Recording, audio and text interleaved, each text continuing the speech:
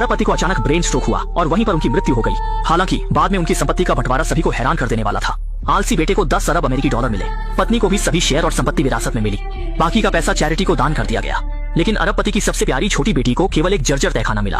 हालांकि लिसा को लगा कि उनके पिता का यह बंटवारा अनुचित था, लेकिन चूंकि यह उनके पिता की वसीयत थी इसलिए उन्हें इसे स्वीकार करना पड़ा। लेकिन जैसे ही वसीयत पड़ी गई, वकील ने अचानक लिसा को एक तरफ बुलाया और रहस्यमय तरीके से उसे एक फाइल बैग थमाया, ये कहते हुए कि यह उसके पिता ने पहले से ही तैयार किया था और इसमें जरूर लिसा के सवालों के जवाब होंगे। अपने मन की जिज्ञासा को शांत करने के लिए लिसा ने तुरंत फाइल बैग खोला, जिसमें एक चाबी और एक यूएसबी ड्राइव थी। यह देखकर लिसा ने तुरंत यूएसबी ड्राइव को कंप्यूटर में लगाया। बहुत जल्दी पिता द्वारा शिंग शिंग में रिकॉर्ड किया गया एक वीडियो स्क्रीन पर दिखाई देने लगा। पिता ने समझाया कि उन्होंने लिसा को तहखाना इसलिए दिया क्योंकि उसमें उनके 30 साल से भी ज्यादा पुराना एक चौंकाने वाला रहस्य छुपा हुआ था।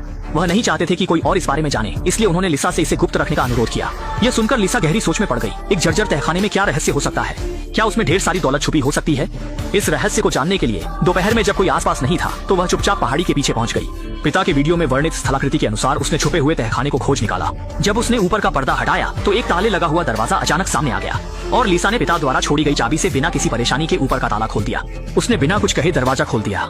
सामने के इस डरावने तहखाने को देखकर लिसा को अनायास ही डर लगने लगा, लेकिन यह सोचकर कि शायद अंदर बहुत सारी दौलत हो, लालच में आकर उसने हिम्मत जुटाई और धीरे धीरे तहखाने में चली गई। अच्छी बात यह थी कि इस तहखाने में बिजली पैदा करने की व्यवस्था थी। इस हल्की रोशनी की मदद से लिसा तहखाने की हर चीज देख सकी। जल्द ही वह गलियारे के अंत में एक कमरे में पहुंच गई, लेकिन जब उसने लाइट चालू की तो उसने डर के मारे देखा कि वहाँ एक बेहद दुबला पतला कमजोर सा बूढ़ा आदमी बंद था। क्या यही वह रहस्य है जिसके बारे में पिता ने बताया था?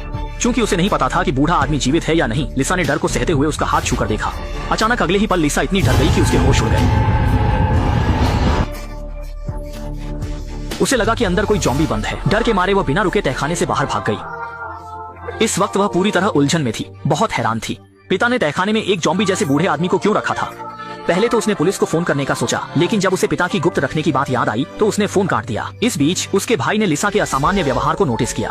उसने सोचा कि शायद लिसा संपत्ति के बंटवारे से खुश नहीं है, इसलिए उसने उदारता से कहा कि वह अपनी आधी संपत्ति उसे दे सकता है।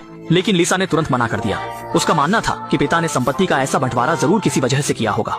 और उस बूढ़े आदमी की पहचान जानने के लिए लिसा ने बिना कुछ कहे पिता की पिस्तौल ली और फिर से तहखाने में चली गई। इस समय बूढ़ा आदमी कुर्सी से बिस्तर पर चला गया था। जब वह सो रहा था, लिसा ने उसका हाथ उठाया और कागज पर उसकी उंगलियों के निशान लिए।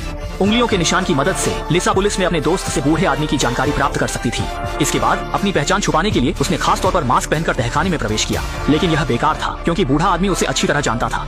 यहाँ तक कि उसके परिवार की स्थिति भी उसे पता थी और यहाँ तक कि लिसा की पीठ पर का जन्म चिन्ह भी वह सही सही बता सकता था और उसे यह भी पता था कि उसके पिता की मृत्यु हो चुकी है। यह सुनकर लिसा बहुत हैरान हुई। उसने बूढ़े आदमी से पूछा कि वह आखिर कौन है और क्यों यहाँ कैद किए गए हैं। लेकिन बूढ़ा आदमी सवालों का जवाब देने के मूड में नहीं था। उसने कहा कि अगर लिसा सच में जवाब जानना चाहती है तो बाहर जाकर उसके लिए अच्छा खाना और शराब ले आए, क्योंकि वह इतनी भूखी है कि उसके पेट और पीठ आपस में चिपक गए हैं और उसे तुरंत